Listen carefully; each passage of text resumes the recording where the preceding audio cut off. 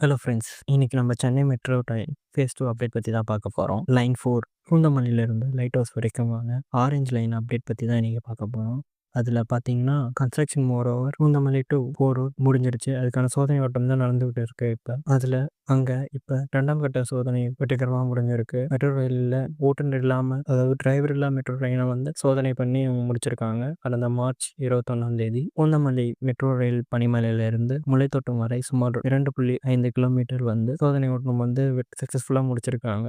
So we expect பூந்தமல்லியிலேருந்து போரூர் வரைக்குமான metro ரயில் சேவை வருடம் இறுதி டிசம்பர் மாதம் பயன்பாட்டுக்கு வரும். மெட்ரோ ரயில் மேலாண்மை இயக்குனர் சித்திக் இந்த சோதனை ஓட்டம் பிறகு அறிவிச்சிருக்காரு.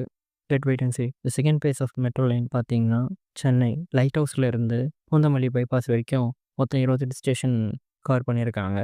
இதில் பார்த்தீங்கன்னா, லைட் ஹவுஸ்ல இருந்து கோடம்பாக்கம் வரைக்கும் அண்டர் கிரவுண்ட்லையும், கோடம்பாக்கம் பவர் ஹவுஸ்ல இருந்து பூந்தமல்லி பைபாஸ் வரைக்கும் எலிவேட்டட், அதாவது பிரிட்ஜ் மேலே போகிற மாதிரியும் டிசைன் பண்ணியிருக்காங்க.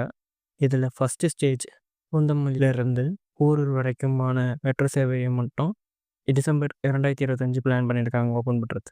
இந்த மாதிரி புதுசாக அப்டேட் தெரிஞ்சுக்கணும்னு ஆசைப்பட்டீங்கன்னா நம்ம சேனலை மறக்காமல் ஃபாலோ பண்ணிடுங்க.